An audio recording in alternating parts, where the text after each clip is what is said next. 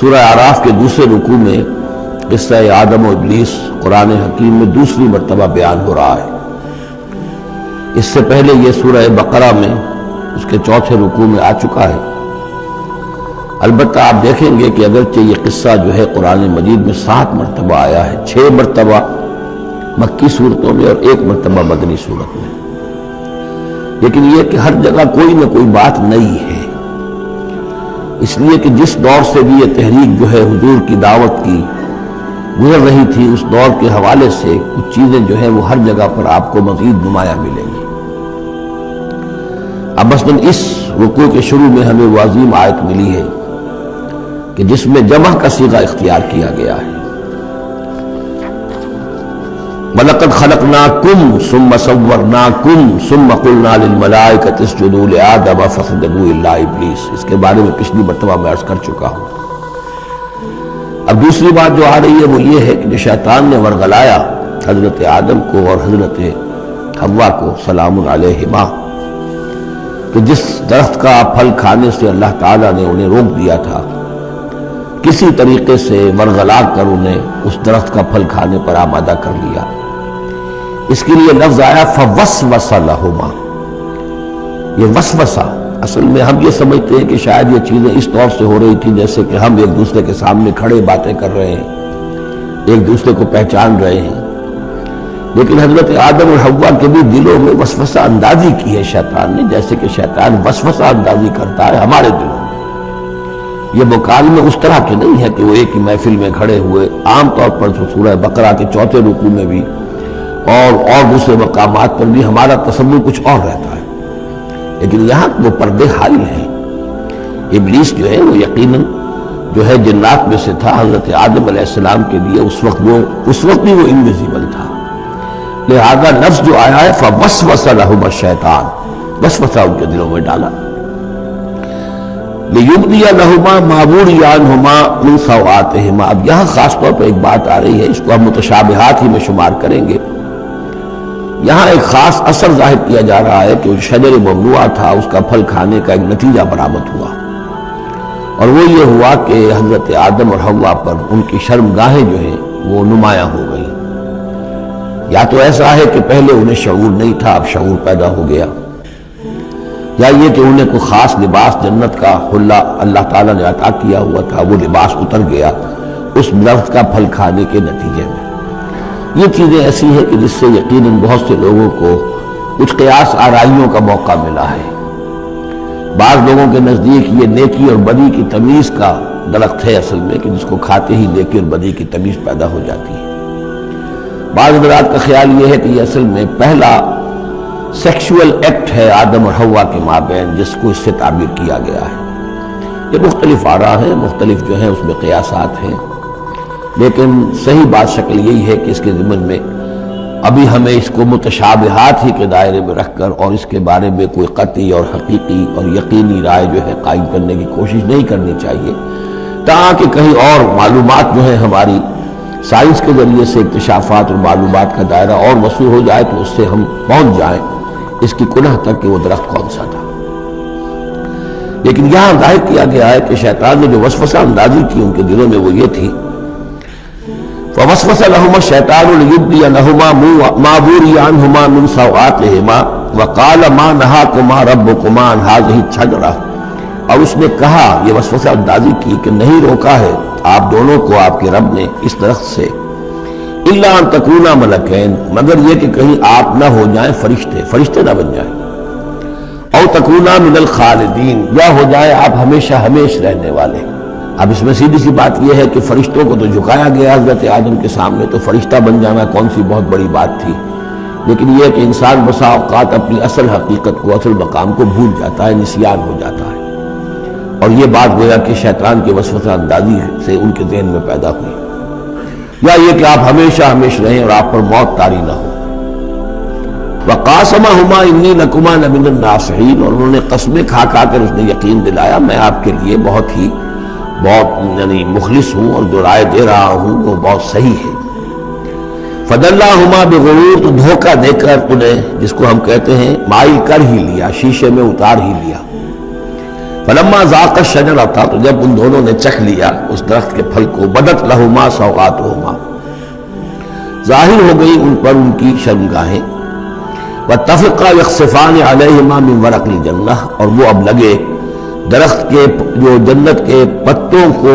گانٹھ کر اپنے لیے لباس بنانے کے لیے، تفقا یخصفان، گانٹھنے لگے، جوڑنے لگے کہ جو جنت کے پتے تھے ان کو سی کر آپس میں اپنی سطر جو ہے وہ سطر پوشی کریں اور اپنی شرمگاہوں کو ڈھانپیں۔ وَنَادَاهُمَا رَبُّهُمَا، اور اب پکارا انہیں ان کے پروردگار نے، أَلَمْ أَنْهَكُمَا، کیا میں نے منع نہیں کیا تھا تمہیں، أَن تِلْكُمَا الشَّجَرَةَ، اس درخت سے، وَأَقُلْ لَكُمَا، اور میں نے کیا کہا نہیں تھا تم سے، إِنَّ الشَّيْطَانَ لَكُمَا عَدُوٌّ مُّبِينٌ، کہ شیطان تم دونوں کے لیے بڑا کھلا دشمن ہے۔ قَالَا رَبَّنَا ظَلَمْنَا أَنفُسَنَا، تو ان دونوں نے کہا کہ اے رب ہمارے، ہم نے اپنے اوپر ظلم کیا، زیادتی کی، ہم اپنی غلطی کا اعتراف کرتے ہیں۔ وَإِن لَّمْ تَغْفِرْ لَنَا وَتَرْحَمْنَا لَنَكُونَنَّ مِنَ الْخَاسِرِينَ، اور اگر تو نے ہمیں معاف نہ فرما دیا اور ہم پر رحم نہ فرمایا تو ہم تو تباہ ہونے والوں میں ہو جائیں گے۔ یہاں ایک بات اور نوٹ کر لیجئے، ایک تو یہ کہ یہاں کہیں بھی ایسا اشارہ نہیں ہے کہ ابلیس نے یہ وسوسہ ابتداءً حضرت حوا کے دل میں کیا۔ عام طور پر ہمارے ہاں جو کہانیاں مشہور ہیں وہ یہ ہے کہ حوا جو ہے ذریعہ بنی ہے حضرت آدم کو بھی گمراہ کرنے کا، وہ اشارہ نہ سورہ بقرہ میں اس کا ہے نہ یہاں ہے، بلکہ جمع کوئی جو تسنیہ کا صیغہ ہے مسلسل چل رہا ہے، ان دونوں کے لیے معاملہ ہے، بیک وقت ہے۔ تو یہ اصل میں جو عیسائی دنیا میں تصور پیدا ہوا ہے کہ عورت فی نفس ہی برائی کی مظہر ہے، ایو سے ایول، ایو حوا اور ایول بری شے، یعنی عورت فی نفس ہی برائی کی جڑ ہے۔ چونکہ ان کے ہاں رحمانیت پیدا ہوئی، شادی نہ کرنا جو ہے وہ گویا کہ اعلیٰ روحانی زندگی کے لیے شرط قرار پایا، عورت سے قرب اور تعلق جو ہے وہ بڑی گھٹیا بات، دنیا داری کی زندگی، حیوانی زندگی قرار پائی۔ تو یہ تصورات قرآن میں کہیں نہیں ہے۔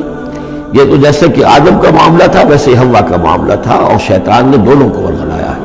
اور دونوں نے اللہ سے معافی مانگی ہے۔ دوسرے یہ کہ یہاں نوٹ کر لیجئے کہ یہاں یہ بتا دیا گیا کہ وہ الفاظ کیا تھے۔ وہاں سورہ بقرہ میں ہم پڑھا آئے فَتَلَقَّى آدَمُ مِن رَبِّهِ كَلِمَاتٍ فَتَابَ عَلَيْهِ، حضرت آدم کے دل میں جو ایک سخت پشیمانی کے جذبات پیدا ہوئے تو اس کے لیے الفاظ خود اللہ تعالیٰ نے تلقین فرما دیے، اور وہ الفاظ یہ ہیں ربنا ظلمنا انفسنا وان لم تغفر لنا وترحمنا لنكونن من الخاسرین قال اهبطوا بعضكم لبعض عدو، اور اللہ نے فرمایا کہ اب اترو یہاں سے۔ حبوط کے بارے میں گفتگو میں سورہ بقرہ میں کر چکا ہوں، تم ایک دوسرے کے دشمن ہوگے۔ عداوت جو ہے وہ چل رہی ہے، شیطان اور اس کی ذریت اور حضرت آدم کی اولاد، اس کے مابین تو سب سے بڑی دشمنی ہے، مستقل دشمنی ہے۔ باقی یہ ہے کہ انسانوں کے اندر بھی آپس میں دشمنیاں چلتی ہیں۔ وَلَكُمْ فِي الْأَرْضِ مُسْتَقَرٌّ وَمَتَاعٌ إِلَىٰ حِينٍ، اور اب تمہارے لیے زمین میں ٹھکانہ ہے اور ساز و سامان ہے، ضرورت کی چیزیں ہیں، إِلَىٰ حِينٍ، ایک وقت معین تک کے لیے، یہ ابدی نہیں ہے، ہمیشہ کے لیے نہیں ہے، ایک خاص وقت تک کے لیے تمہیں وہاں رہنا بسنا ہے، اور وہاں رہنے بسنے کے لیے جو ضروری چیزیں ہیں وہاں فراہم کر دی گئی ہیں۔ قال فیہا تحیون وفیہا تموتون ومنہا تخرجون، ساتھ یہ بھی فرما دیا کہ اب اسی زمین میں تم رہو گے اور اسی میں تم مر کر داخل ہو جاؤ گے، فیہا تموتون، اسی میں مرو گے، ومنہا تخرجون، اور اسی میں سے تمہیں دوبارہ نکال لیا جائے گا بعث بعد الموت۔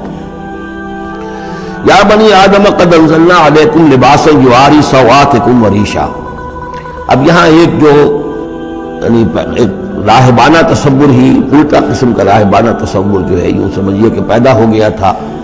عرب کے لوگوں میں بھی۔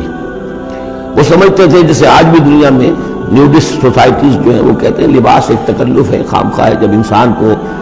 اللہ نے پیدا کیا تو کوئی لباس نہیں ہوتا، پھر حیوانات کا کوئی لباس نہیں ہے، یہ خامخواہ ایک تکلف ہے انسان نے جو اپنے لیے اختیار کر دیا ہے۔ عرب میں یہ رواج پڑ گیا تھا کہ مادر زاد برہنہ ہو کر مرد اور عورتیں طواف کرتے تھے خانہ کعبہ کا، اور یہ گویا کہ بڑا اونچا کام تھا، گویا کہ ہر تکلف سے، یعنی بہرحال اب بھی ہم طواف کرتے ہیں تو صرف 2 چادریں ہوتی ہیں، انہوں نے کہا کہ وہ چادروں کا تکلف بھی کیا کرنا ہے، بس جیسا بھی اللہ نے پیدا کیا ہے مادر زاد برہنہ مرد اور عورتیں جو ہیں وہ طواف کرتے تھے، اور اس کو بڑا نیکی کا کام سمجھتے تھے، بہت وہ سمجھیے کہ اپنی یعنی سیلف انہیلیشن یا اپنی نفی ذات جو ہے اس کا بہت بڑا مظہرہ تھا. اب اس کی یہاں تردید ہو رہی ہے. یا بنی آدم، اے آدم کی اولاد، قد انزلنا علیکم لباسا، ہم نے تم پر لباس اتارا ہے، یواری سوآتکم، جو تمہارے شرمگاہوں کو ڈھانپتا ہے، وریشا، اور تمہارے لیے آرائش کا سبب بنتا ہے، زیبائش اور آرائش کا. اور لباس التقوی ذالک خیر، اور اس سے اوپر پھر ایک اور لباس ہے، اور وہ لباس ہے تقوی کا لباس. ظاہر ہے کہ وہ سب سے بہتر ہے. اگر تقوی کا لباس نہیں ہے تو بسا اوقات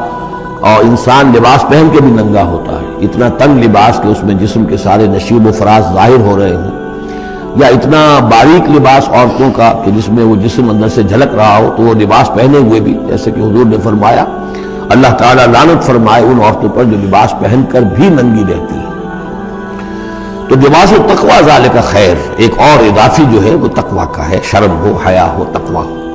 ذالک من آیات اللہ لعلہم یذکرون، یہ اللہ تعالیٰ کی آیات میں سے ہے تاکہ یہ لوگ نصیحت اخذ کریں. یا بنی آدم لا یفتننکم الشیطان، اے بنی آدم دیکھو تمہیں شیطان اب نہ بچلانے پائے، نہ دھوکہ دینے پائے، نہ فتنے میں ڈالنے پائے. کما اخرج ابویکم من الجنہ، جیسے کہ تمہارے دونوں ماں باپ، جد امجد اور اماں حوا کو اس نے نکلوا دیا تھا. کما اخرج ابویکم من الجنت، جنت سے، ینزع عنہما لباسہما، اور وہ ان سے اتروا لیا تھا اس نے ان کا لباس جنت کا، لیریہما سوآتہما، تاکہ دکھائے انہیں،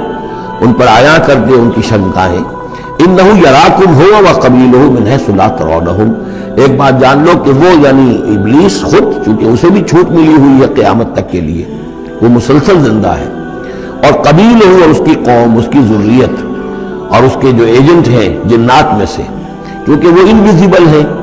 تو وہ تمہیں دیکھتے ہیں، تاکتے ہیں تمہیں، تم پر داؤ لگاتے ہیں. یراکم ہوا وقبیلہ من حیث لا ترونہم، جہاں سے تم انہیں نہیں دیکھ سکتے.